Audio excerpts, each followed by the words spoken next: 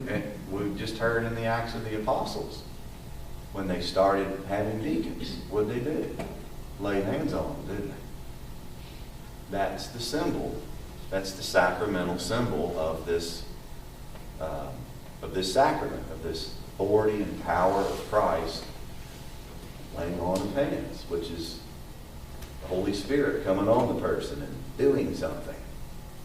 Okay? This is one of 3 sacraments in which sometimes you'll hear it phrased, leaving an indelible mark.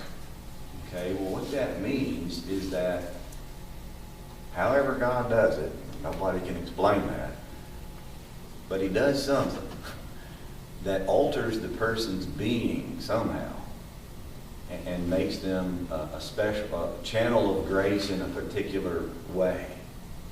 Okay, so like baptism is one of those. That's why we believe in one baptism for the forgiveness of sins, as we say in the Creed. Because once that's done, it's a permanent thing. It can't be undone, no matter what you do. So there's no need to ever rebaptize. That's the way we see it. Confirmation, which all of you, if you come into the church, will receive, is another one. And there will be a laying on of hands then. That's one of the symbols of that sacrament, as well as some oil on your forehead. And so the Holy Spirit will come on you, and He'll do something. It'll be a permanent change in you that cannot be undone, ever. Even if you, 20 years later, you say, yeah, well, maybe I made a mistake, I don't know, and I'm going to go over here to the Methodist church. Doesn't matter. You can do that the rest of your life. It will not undo confirmation. Can't be undone. Holy orders is another one. That whatever God does, however He does it, it causes a permanent change. And it cannot be undone. Even if a guy, we typically say, oh, he left the priesthood. Well, he left the active ministry. But you can't really leave the priesthood, because when it's done, it's done. It can't be undone. Once a priest, always a priest. And so you can be in or out of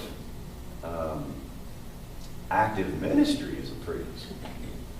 But you can't undo the sacrament. Nobody can do that. Okay? With me so far? Okay? Let's see. Where's my own notes here?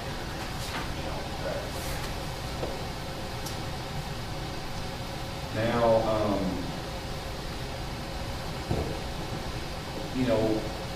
having a priest is nothing new to the Catholic Church. We read about it all through the Old Testament that the Hebrews, the Israelites, had priests, right? Okay, now they didn't have a sacrament that made a priest, but originally in the 12 tribes of Israel, that it was the tribe of Levi that was designated as the priestly tribe, and they carried out that function. Okay, that later changed. Moses and Aaron, for example, carried out priestly function. They were basically priests. So the whole idea we get, it's like where we get everything else, really, is from the Jews. That's where we get it. Okay? Sometimes in Scripture, for example, in the 5th chapter of the letter of James, you may recall from a few weeks ago too, that I read a passage from there that was basically describing the sacrament of anointing of the sick. And it used the word presbyters. Send for the presbyters of the church. Well, what's the presbyter? Basically it means priest. That's what it means. So he's saying send for the priests of the church and have them anoint them with oil and pray over them. And the prayer of faith will save them. The Lord will raise them up. Sacrament anointing. Okay. There are 3 degrees of this sacrament. Okay? Only bishops receive the fullness of it. Okay? The first degree is a deacon. Okay?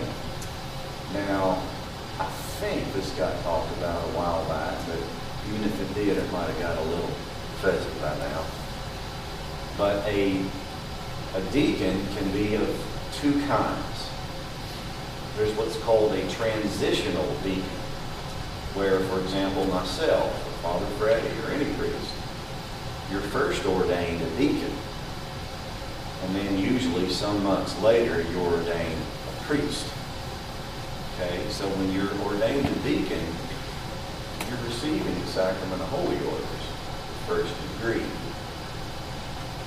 Deacons, they can't anoint the sick, they can't hear confessions, they can't preside at the Eucharist, but they can baptize, they can marry, so long as it isn't wedding mass, I guess. They can have funerals, they can proclaim the gospel, they can preach, and those kinds of things. There's a lot of other stuff in the church too. Okay. There's also what's called a permanent deacon. Because transitional means you're just in transition. You're only a deacon for a matter of time, and then you're moving on to priesthood. There's also a permanent deacon. Permanent deacon means, well, it's permanent. You know, it's kind of self-explanatory. Permanent deacons can marry. They can be married, but not after they've received the sacrament. If they're married before they receive it, they're not going to make them, you know, get rid of their wife. You know, you can be married, but once you become a deacon, then you can't marry. Okay. Sometimes, let's say one spouse dies or something, then it would be possible for that man to, if he feels called, to go on to priesthood, but not while he's married. that ain't gonna happen. Okay? So the second degree of the sacrament is priesthood, ordained a priest. There's some, let me back up just a second. There's some beautiful words that go along that the bishop says to the deacon during the rite of ordination.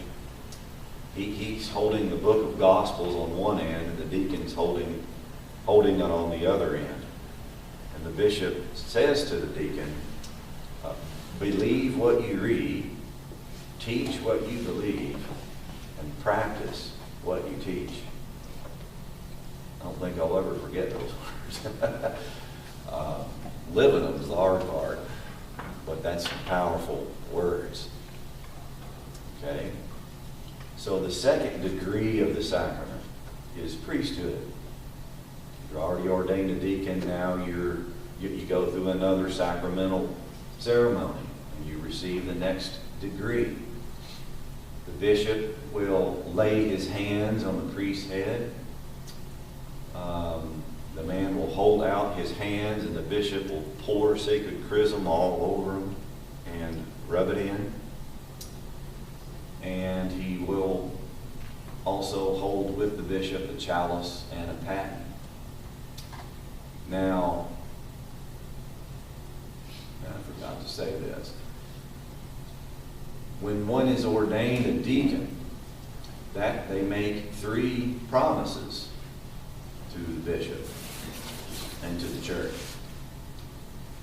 One is that they will live celibate chastity. So, no, I will not marry. Okay? 2, they promise to pray the liturgy of the hours. That's the official daily public prayer of the Catholic Church. When monks are chanting and all that stuff, that's what they're doing.